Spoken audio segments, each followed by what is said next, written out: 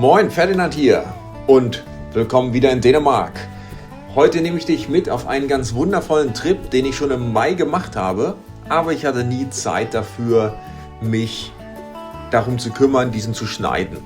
Aber jetzt sind wir hier und der Ort ist auf Sealand, also auf der gleichen Insel, wo auch Kopenhagen sich befindet. Ein ganz wunderbarer Fleck, ungefähr 800 Meter entfernt vom Strand. In diesem Video gibt es natürlich einen ganz schnellen Zeltaufbau, den wir jetzt gerade sehen. Dann haben wir natürlich Steaks, Kartoffeln. Dann muss ich dir auf jeden Fall mein absolutes Highlight an diesem Zelt zeigen. Das werde ich dir aber erst ganz zum Schluss des Videos zeigen, also bleib dabei. Außerdem habe ich ein neues Projekt vor. Und zwar hat es mit einer alten Hütte aus dem 18. Jahrhundert zu tun. Und darüber werden bald neue Videos kommen. Bleib dabei. Ungefähr in der Mitte des Videos erzähle ich dir mehr zu meinem neuen Projekt.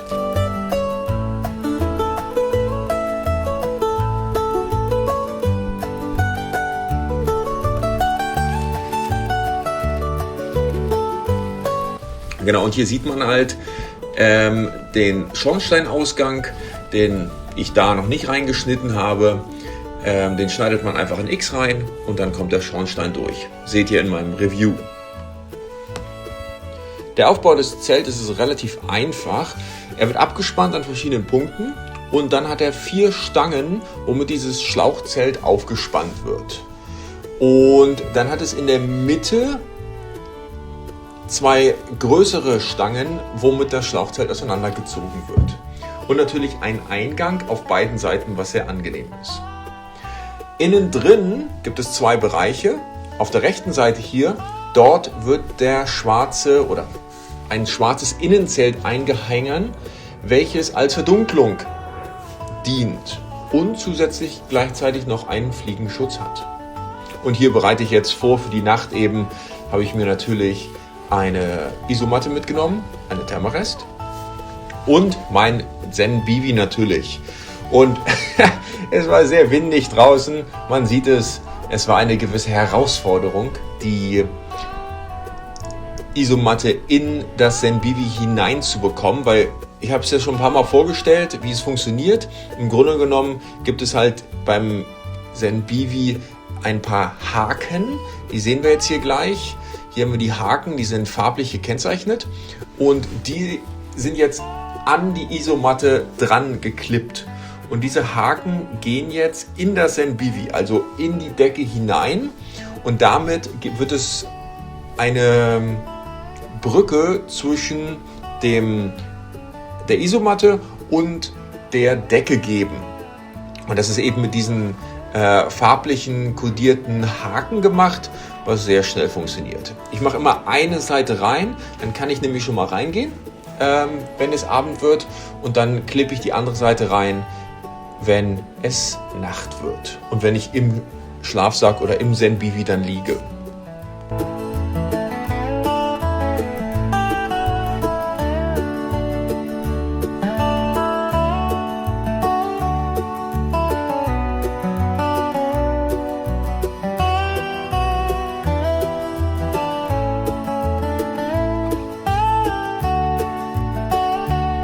Dann wollen wir einmal schauen, was ich heute dabei habe. Ich bin diesmal mit dem Fahrrad unterwegs und habe natürlich Essen dabei. 2 Steaks und auch ein kleines Schneidebrett.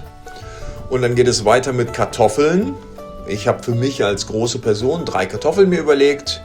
Dann brauche ich natürlich Alufolie, um die Kartoffeln ins Feuer nachher zu legen, und mein Besteck aus der Bundeswehr.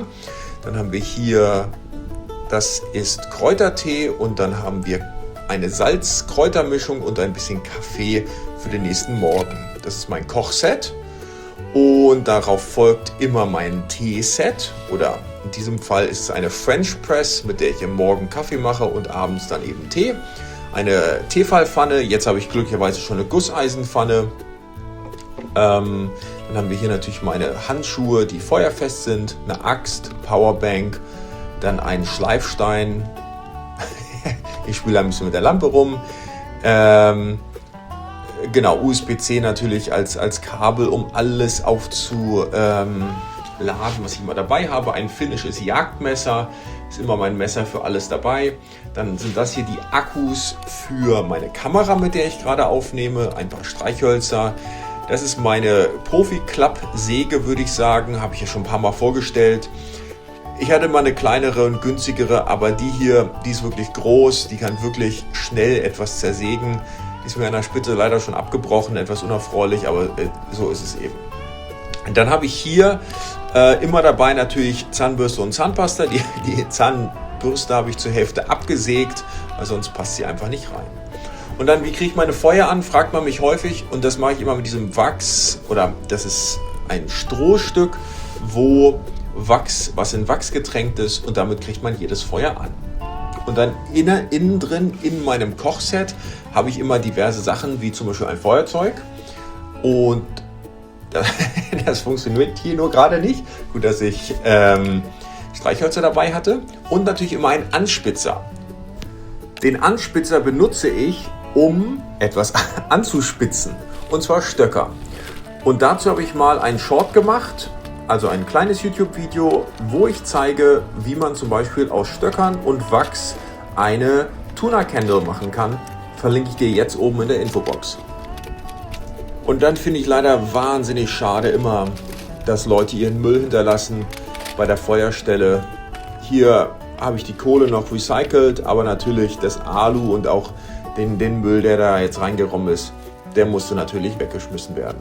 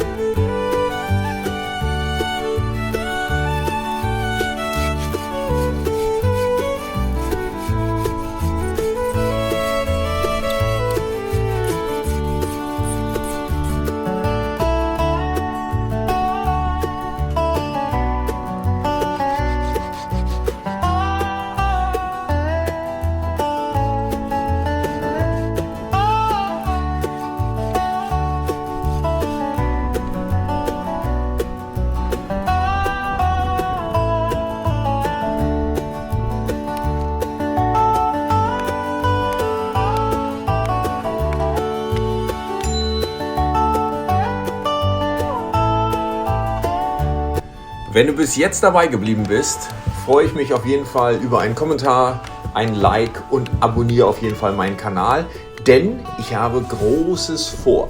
Und zwar bin ich momentan in der Planung, an der deutsch-dänischen Grenze mir ein altes, verlassenes Haus zu kaufen. Das wird noch ein paar Monate dauern, aber dann geht es natürlich auf diesem Kanal alles darum, dieses alte Haus aus dem 18. Jahrhundert zu renovieren, umzugestalten, sowohl im Haus als auch draußen, den Garten etc. Wird sehr, sehr spannend. Ich hoffe, es klappt alles, aber wenn du es auf jeden Fall sehen willst, dann abonniere jetzt meinen Kanal. Und jetzt geht's weiter.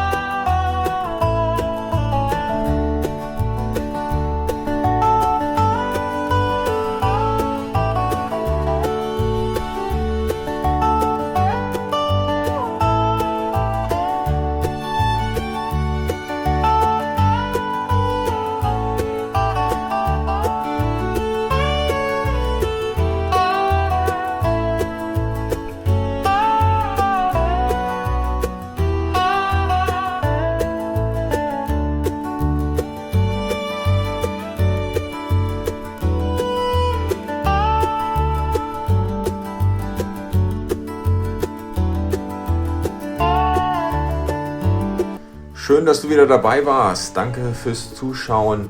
Und jetzt kommt, wie versprochen, noch eine kleine Einblendung von mir zu einem ganz wichtigen Detail an dem Zelt, was für mich einfach dieses Zelt unschlagbar gut macht.